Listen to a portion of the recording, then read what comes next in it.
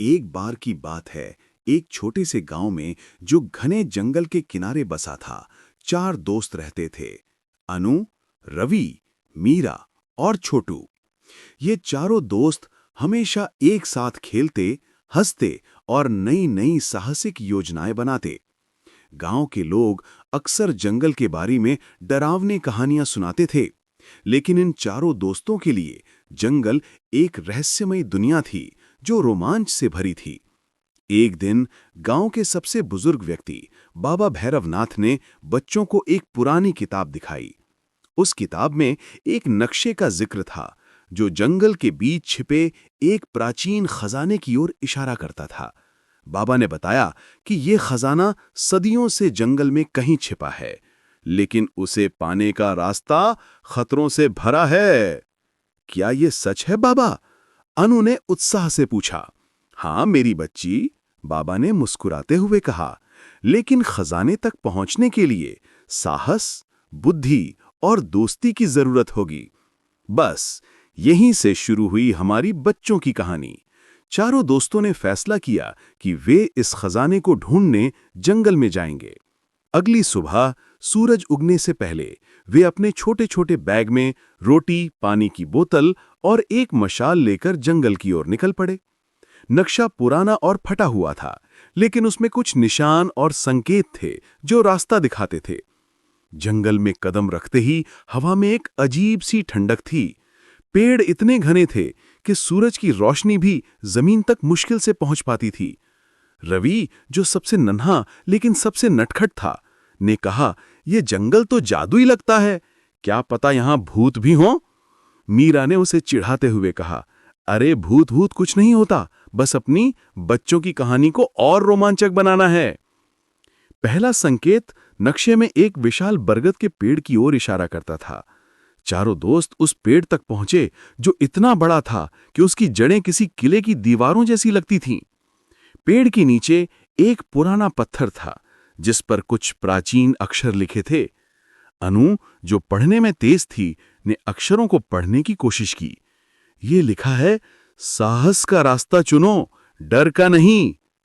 तभी पेड़ की जड़ों के बीच से एक गहरा गड्ढा दिखाई दिया। छोटू ने उत्साह में उसमें झांकने की कोशिश की, लेकिन अचानक एक जोरदार आवाज आई, जैसे कोई भारी चीज जमीन पर गिरी हो। दोस्त डर गए, लेकिन अनु ने कहा, हमें डरना नहीं है, ये हमारी बच्चों की कहानी का पहला इम्तिहान है। वे गड्ढे में उतरे। अंदर एक लंबी अंधेरी सुरंग थी। मशाल की रोशनी में दीवारों पर चमकते हुए चित्र दिख रहे थे, जादुई जानवरों, उड़ते हुए पक्षियों और एक सुनहरे खजाने की तस्वीरें। सुरंग के अंत में एक बड़ा सा दरवाजा था जिस पर एक पहेली लिखी थी, मैं हूं वो जो रात में चमकता, दिन में छिप जाता, मेरे बिना नक्शा अधूरा, मुझे ढूंढो तो खजाना पूरा। चारों दोस्त सोच में पड़ गए। ये क्या हो सकता है? मीरा ने कहा। रवि ने अचानक चिल्लाकर कहा, तारा!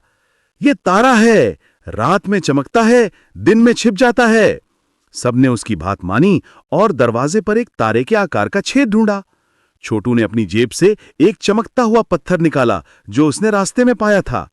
उसने उसे छेद में फिट किया और दरवाजा खुल गया।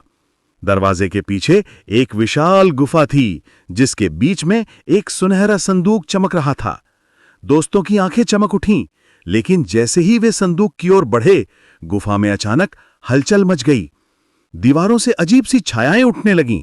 ये छायाएं जादुई प्राणियों की तरह लग रही थीं जो खजाने की रक्षा कर रही थीं। ये क्या है? छोटू डरते हुए बोला। शांत रहो, अनु ने कहा, हमें अपनी बच्चों की कहानी में साहस दिखाना होगा। तभी एक छाया ने मानव रूप लिया और बोली, तुमने यहां तक का रास्ता तय किया, लेकिन खजाना केवल वही ले सकता है जिसका दिल सच्चा हो। उसने एक सवाल पूछा, तुम खजाने का क्या करोगे? चारों दोस्त एक दूसरे की ओर देखने लगे। मीरा ने कहा, हम ये खजाना गांव वालों के लिए इस्तेमाल करेंगे, स्कूल बनाएंगे, गरीबों की मदद करेंगे। बाकी दोस्तों ने भी सहमति जताई। छाया मुस्कुराई और गायब हो गई। संदूक अपने आप खुल गया। अंदर सोने चांदी के सिक्के, हीरे, जवाहरात और एक प्राचीन किताब थी। किताब में लिखा था कि असली खजाना दोस्ती और साहस है। चारों दोस्तों ने खजाना गांव लाकर बाबा भैरवनाथ को सौंप दिया। गांव में स्कूल बना, बच्चों के लिए खेल का मैदान बना और सभी खुशहाल हो गए।